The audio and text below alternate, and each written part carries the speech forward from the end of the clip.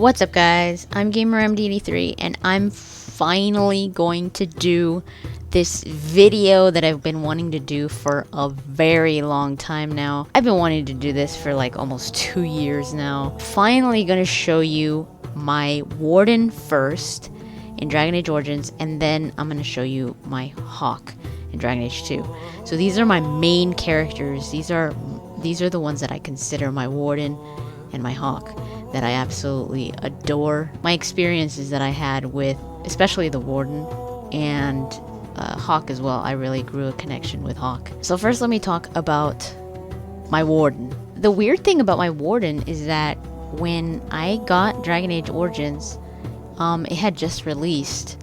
I got it maybe like a few weeks late because my Xbox was broken, but as soon as I got it, I created a male Warden because you guys know that I usually create male characters. I played a little bit. I believe it was a rogue male, Kuzlin, the human noble. I got all the way to Ostagar, and I believe I had even went through the joining and everything. And I just stopped and I was like, this doesn't feel right. For some reason, it just didn't feel right. I don't know what it was. It wasn't the way that the character looked or anything. It was just, I felt like, I don't know, I just didn't feel attached to the character.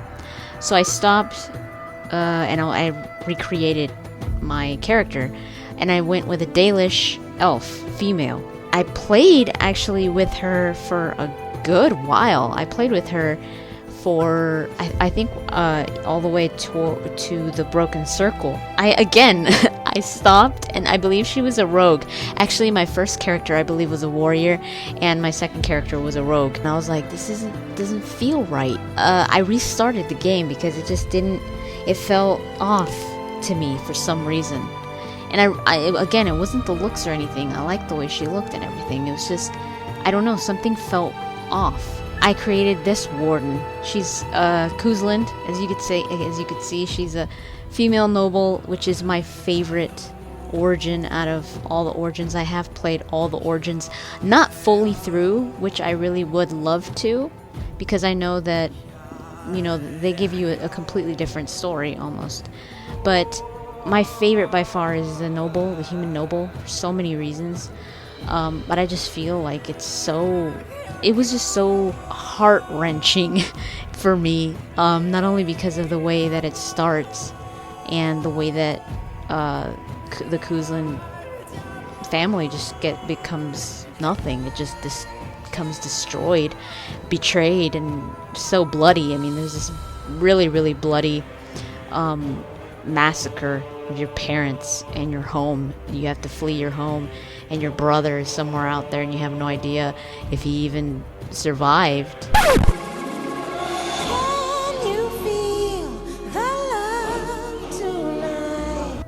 The fight against the Darkspawn, I really liked that one, that origin, and when I made this character, she immediately felt right. I don't know if you guys get that feeling.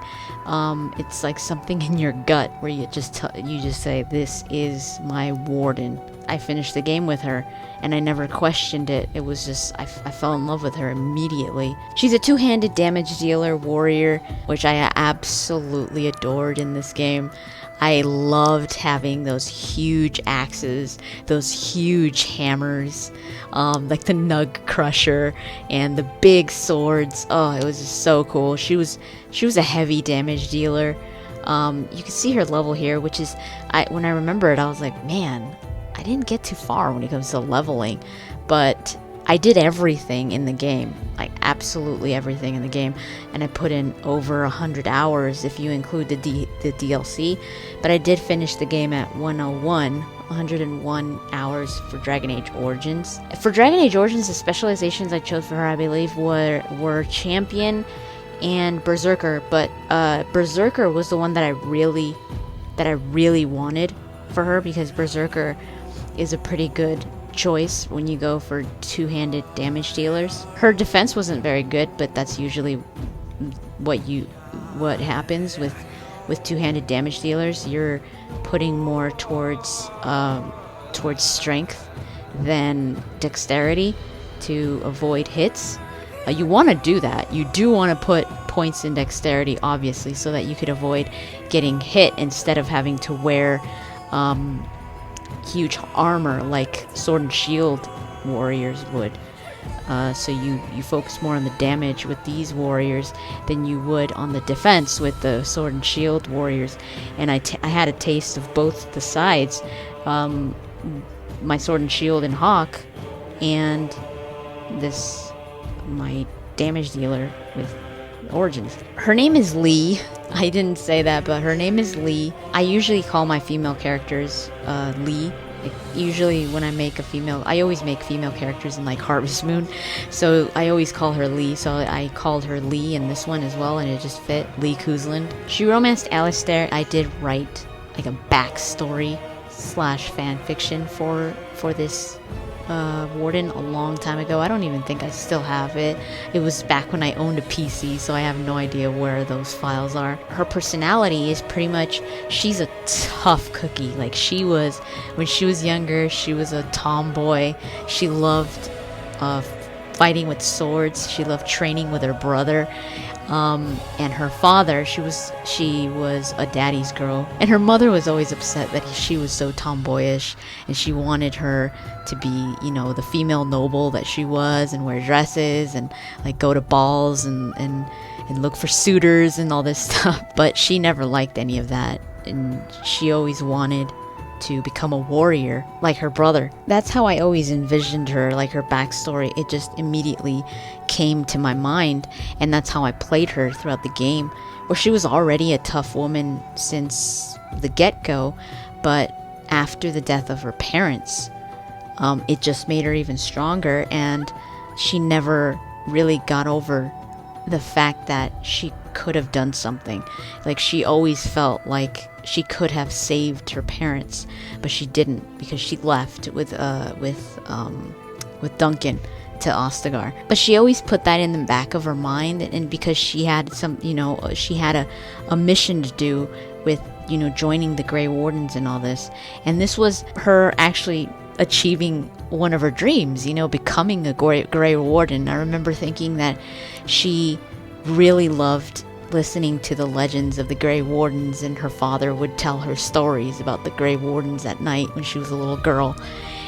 So her becoming a Grey Warden was something that she dreamed of, but the way that she became a Grey Warden, it was always like it always had a sour taste in her mouth. When she meets Alistair, I remember thinking that when she met Alistair, I actually wasn't like too big on Alistair. I was like, okay, he's kind of weird, like he's kind of annoying. And so I remember that I felt the same way with her, like where I was like, that's how she's seeing him, kind of like he's annoying and like, oh my god, this guy's kind of a doofus.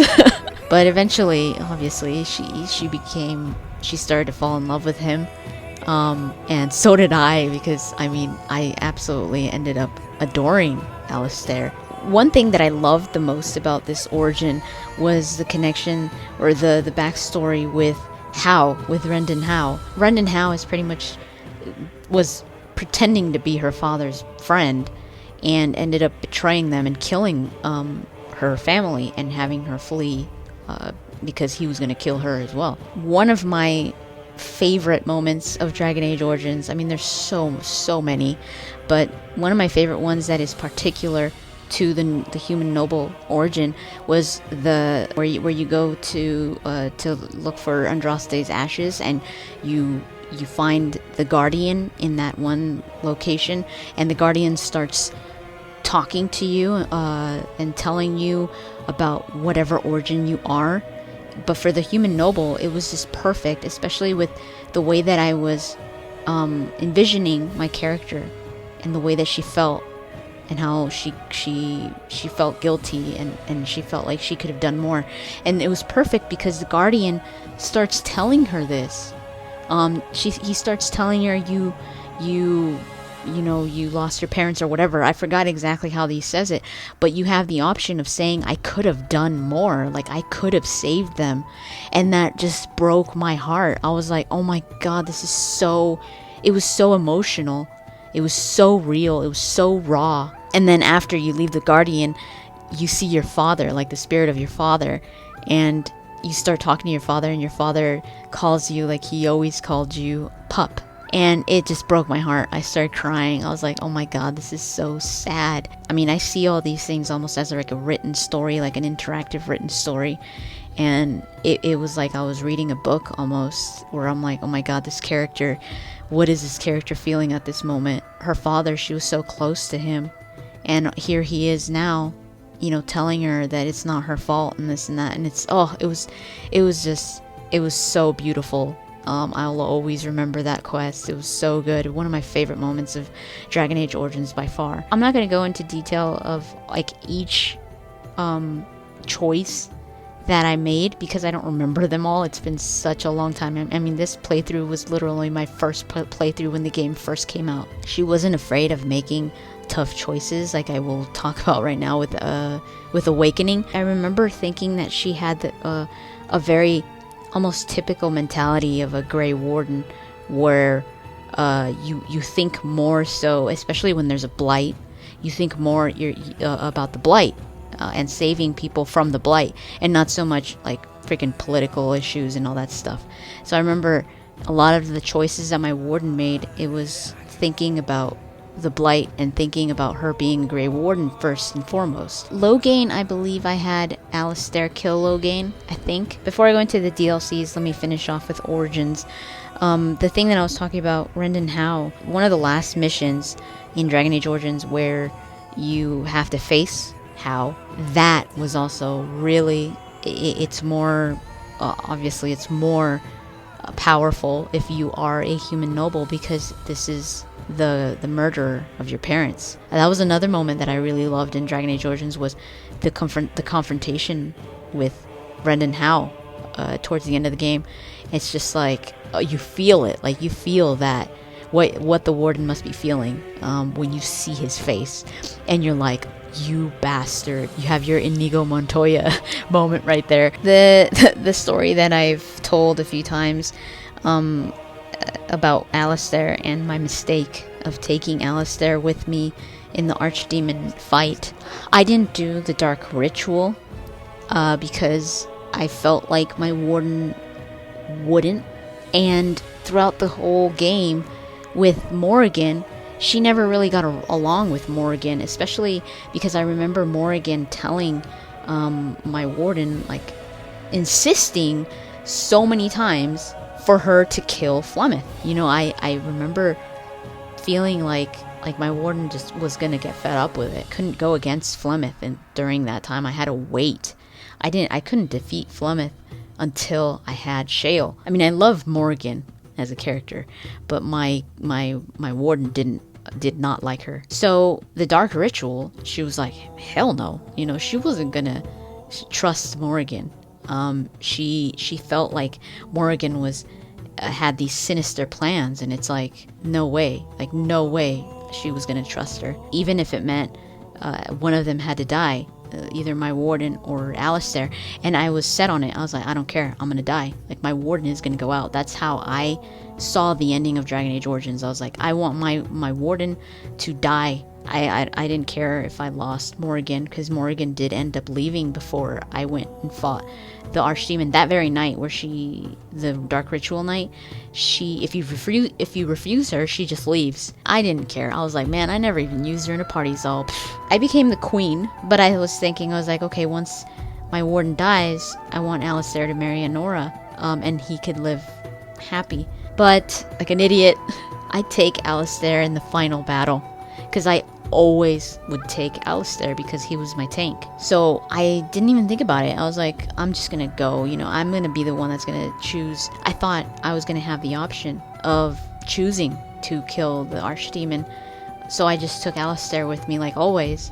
And when it came down to the moment where you have to kill the Archdemon, there's just this cutscene, and Alistair's like, he says his goodbyes, and you're like, what? Wait, where's my option to stop him? Where's my option to me go do it? You know, you can't. There's no way you could stop Alistair. There's no way he would let you kill yourself. Alistair ended up dying, and I was distraught. I was like, oh my god, I just killed Alistair. It broke my heart. I mean, I absolutely love that character, and my warden was in love with that character. So it broke my heart to see him die because of a mistake that I had made. All these things were happening through my mind, and it was right after this really hard fight of the archdemon, so I was already on edge, and I was like, oh my god, I just finally killed the archdemon after trying so many times. I finally killed him, and then this happens, and I'm like, I've got to reload. Like, I've got to reload and not take Alistair. So I was thinking that, but I was already so emotional for so many reasons because of the fight with the archdemon. I was already like, it was already boiling up inside. I was pissed at myself. I was like, why did I take him? And it was just like that whole feeling of like Alistair just died. Like, I just saw Alistair die right now. It was like, it was all just piling up on me. And I was watching the aftermath of it all, you know, where the warden goes back to Honora and everybody's there, you know, and Sten says the whole like the cake is a lie thing. That moment, it was all just happening, and I was like in a different world almost. I was like just waiting for it to go by, and I'm like, and I remember talking to the characters there. I remember talking to Liliana. I was almost feeling like I was my warden. Like, I felt that pain that she was feeling. It was weird. It was so real. She says something about like, what are you gonna do now, or something like that, and I said, I'm just gonna leave. Like, I'm out of here. She said, can I come with you, or something like that, and I said no. Like, I wanted to be alone. I didn't want anybody with me. I didn't even care about anybody anymore. I didn't care about Liliana. I didn't care about anybody, about Zev, nobody. I just wanted to be left alone. It was so real. That reaction was so real. The whole like epilogue starts right where it shows you where everybody went and all that and what happened, and then after all that, once the credits start, where it looks like this parchment paper, and there's like, I'll never forget that, like the drawings are forming on the screen, like the sketch drawings, and I Am the One, the song starts playing. As soon as I hear that song, I burst out crying. It wasn't even planned. I didn't even feel it coming. I just started sobbing. And I was like, oh my god, what is happening to me right now? I started sobbing, and I had never cried like that in a game, and I have never cried like that ever again in a game. I was literally almost out of breath because I was sobbing. That song just tore into my soul almost, and it just moved all my emotions that I was feeling, even before that. Like, I was already like this emotional wreck that was just like, I didn't even care anymore. I was like, forget it, I'm gonna have to reload, I'm gonna have to fight that damn thing again, because I don't want Alistair to die, and I can't believe I took him. I was mad at myself, I was tired, and I felt so guilty about it. And then that song, that beautiful song, starts playing, and I just break down. After that, I was like, there's no way I'm gonna reload. There is absolutely no way I'm gonna reload. So I didn't. I left it like that. I left it that Alistair died. I didn't reload because I was like, that was perfect. There's no way I'm ever going to forget that feeling that I had, and there's no way that I would ever change that for anything. Because it was so raw, it was so real. Even if I did lose Alistair, I would not go back and change it, and I'm not going to change it no matter what. I'm not going to change it, not even in the keep for Dragon Age Inquisition, even if it means that I don't have Alistair showing back up in Dragon Age Inquisition. I'm not going to change that playthrough, because it's my playthrough. It was so real, and it's how I see my warden going out, just leaving and giving it all up and just being like, I'm done. But then of course she's not done, because she comes back for Awakening. When I started playing Awakening, I still felt the pain that my warden had from losing Alistair. Like, I still felt that. She's never gonna get over that, because she, again, it was her fault. She feels like it was her fault that she lost another person that she loved. The thing that I love the most about Awakening was the relationship that I had with Nathaniel, because Nathaniel was a How. And one of my favorite moments was when the warden sees Nathaniel, and she's like, oh, hell no. Like, this guy is his son, freaking Rendon Howe's son. I thought it was really, really cool that the relationship that you have with Nathaniel as a noble, as a human noble. There's this hatred there in the beginning, and you get to form it whichever way you see fit later on. Nathaniel and my warden ended up being okay with each other towards the end. He had nothing to do with the death of her parents and all that. But she did actually kill Rendon Howe. The architect I killed. I didn't let him live because my warden, there's no way my warden was going to trust that the architect. The decision that I don't remember very well was whether I saved Amaranthine or Vigil's Keep, and I want to say that I saved Vigil's Keep because I remember feeling really, really bad, and I think it was because Amaranthine had fallen. In Witch Hunt, you could either leave Morrigan, stab Morrigan, or follow her through the Alluvion. My warden, even though she pretty much hated Morrigan, and I loved that relationship that she had with Morrigan because I would actually play it out. Like whatever in my dialogue options, if there was like a mean comment or something like that with Morrigan, I would choose it. Like, it was real. Like, it felt real to me. Like, it felt like they really weren't friends. She doesn't hate Morrigan that much to want to kill her. She just doesn't want to be with her. She doesn't want anything to do with her. She doesn't trust her. She just lets her go. She just lets her leave. I'm trying to think of other things that pertain to my warden, like bigger things, and I can't remember. So I think I've said enough about my warden. I think you guys have a good idea of who my warden is. At least I hope so. Yeah, she is my main warden. She is the one that I'm going to import on my first Dragon Age Inquisition playthrough. And yeah, I would love to know what happened to her in Dragon Age Inquisition. So now, let's move on to Dante Hawke. I feel like you guys might be a little surprised as to how my Hawke looks, because my Hawke is kind of out of the ordinary. I've never really seen a Hawke that looks similar to mine. The hairstyle, I've never seen anybody choosing this hairstyle.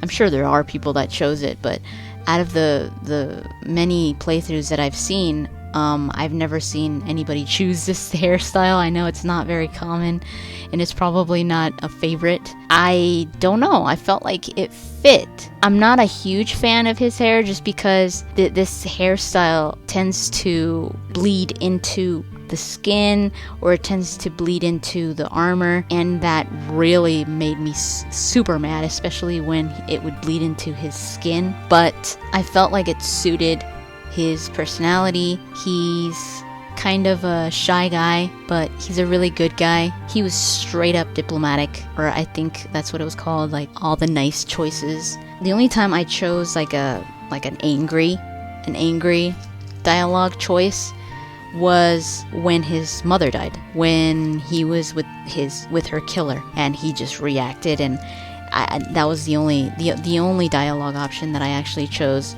of angry Hawke and not the diplomatic one. I absolutely loved my Hawke. He was just a sweetheart. Sometimes it was like, oh my god, this guy's a Boy Scout, he's a good like a goody two shoes. But I was like, yeah, he is a good guy that just wants to help people. He wants to help his family. His family's number one. He really wants to help people that need help and that he could help. If anybody asks him for help, he would never say no. He is a warrior, and like I said previously, he's a sword and shield warrior. I was pretty set on creating a rogue for this game because I was like, oh, the animations or whatever of the rogues look pretty cool, they look pretty awesome. But I was like, you know what, no, forget it. I love warriors. I tend to gravitate towards warriors, so I just love their armor. I love their presence. I love their role in the party, and I will tell you, it is an experience to play as a sword and shield warrior, because you are the punching bag, and it's very hard to play as a sword and shield warrior well. Usually, you have Aveline or whoever you want, but in this game it was Aveline for the most part, and in Dragon Age Origins it was, say, Alistair. It's like you don't really think about it, and you're just like, okay, yeah, Aveline, taunt or whatever. You would see her getting hit, and you would either be the damage dealer, the mage off to the side, or whatever, and you wouldn't pay attention to it. But once you actually slip into those shoes and you are the one that has to keep your party from getting hit, and you have to be looking at everybody, making sure that they're not getting hit, especially the weaker classes like the mages and stuff.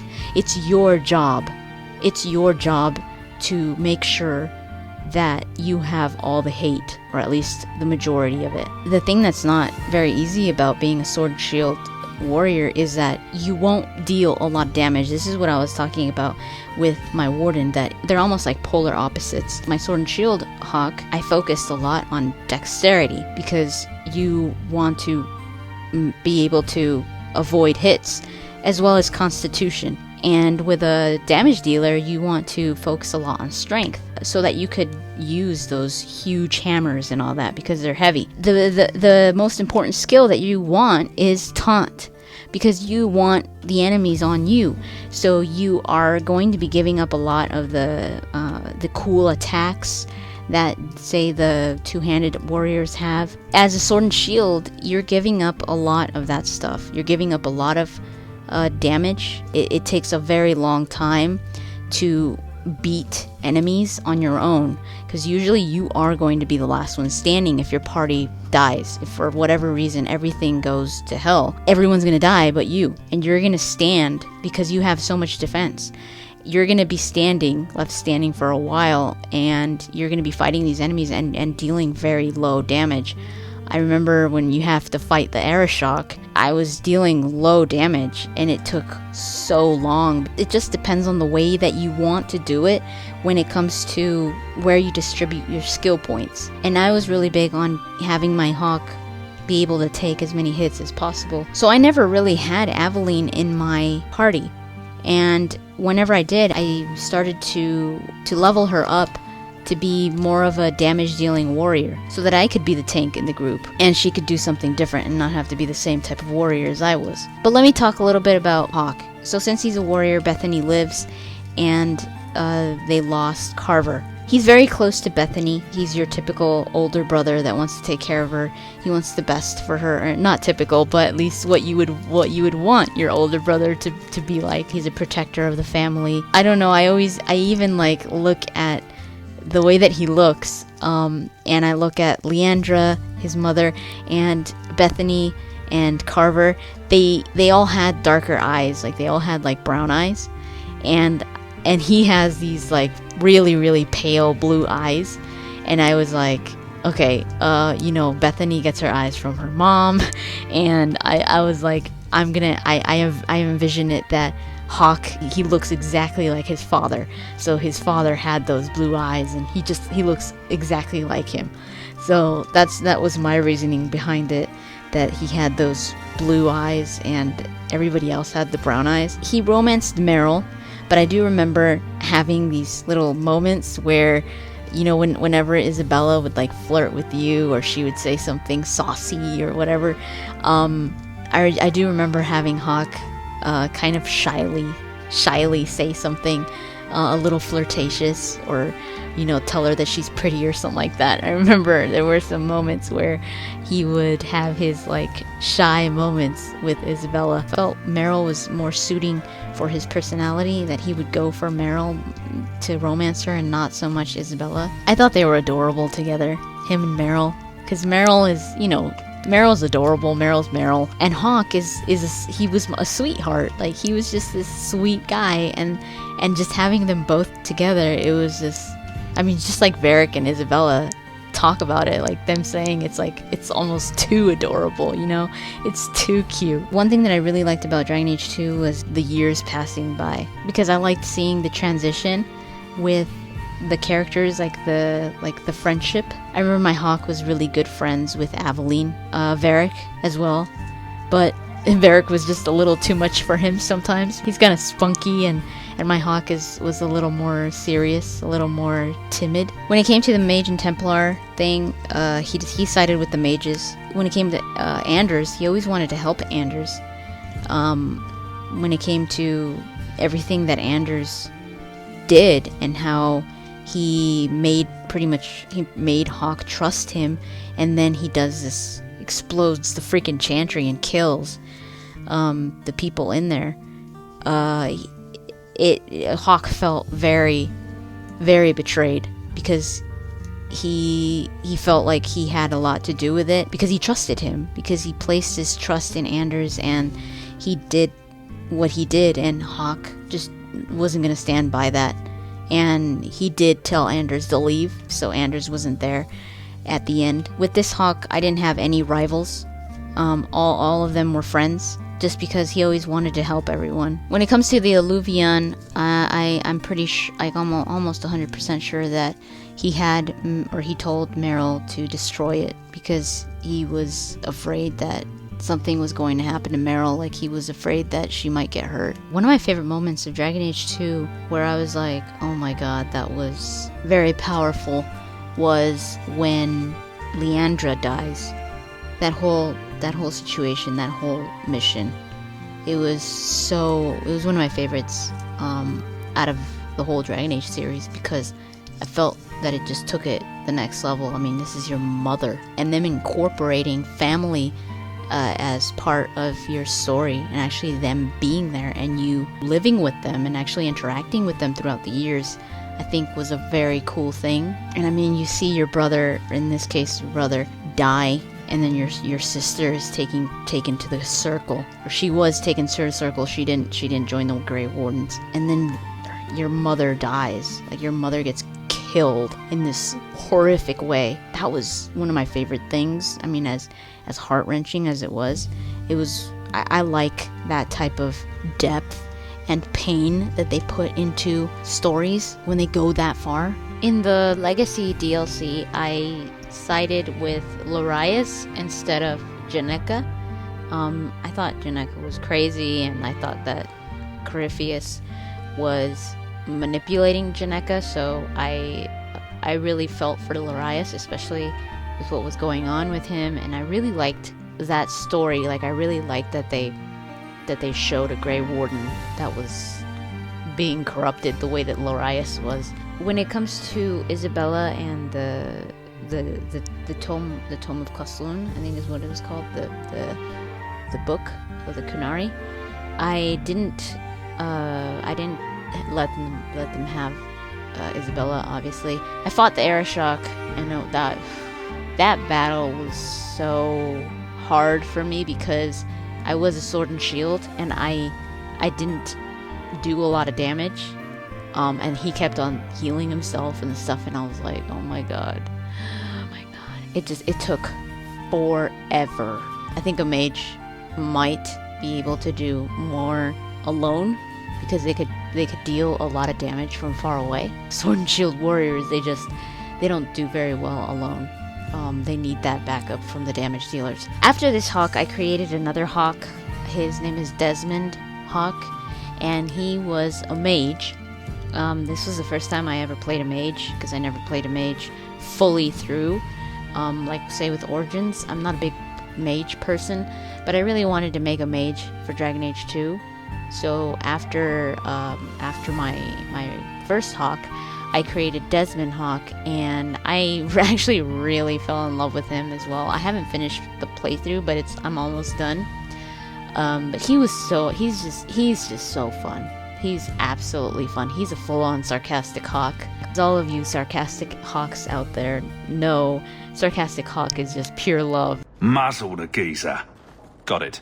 That guy is just so funny. And I say guy because I always play male characters in Dragon Age 2, because I do not like the female Hawke voice. I feel like she sounds way too sassy, and I didn't like it. Actually, the first Hawke that I created in Dragon Age 2 was a female Hawke, but after I heard her voice, I was like, oh my god. I couldn't do it. I just couldn't put up with it. And I played for quite a while, but I just stopped. I was like, I cannot listen to her voice. I don't know, I just didn't like it. I know a lot of people like that, like her voice, and I respect that, but I couldn't stand it. So I went with male Hawke. So my second Hawke is also a very big favorite of mine. Like, my first Hawke obviously is my Hawke number one, and I don't think I'll ever love another Hawke more than him. But Desmond Hawke is definitely up there in my favorite characters that I've created, because he's just way too funny and just, he's perfect. He romanced Isabella, but he's a flirt. Not much to see here.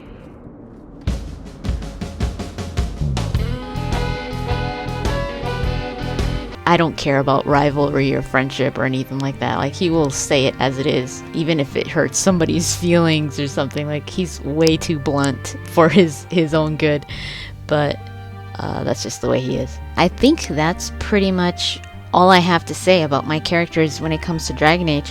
My characters that I'm going to import for Dragon Age Inquisition, or at least create in the Dragon Age Keep to transfer into Dragon Age Inquisition, are going to be my Warden that I just talked about, and my first Hawke. Yeah, that's gonna be my first playthrough for Inquisition. I'm gonna stay true to all my decisions if I remember them. I do want to play the games again before Dragon Age Inquisition comes out. So hopefully you guys enjoyed this video. It was a pretty special video for me, just because I'm talking about my Dragon Age characters that I love so much. So I'd like to hear about your guys' characters, so feel free to share in the comments down below. But that's pretty much it. Thank you so much for watching, and I'll talk to you guys later. Here's to the...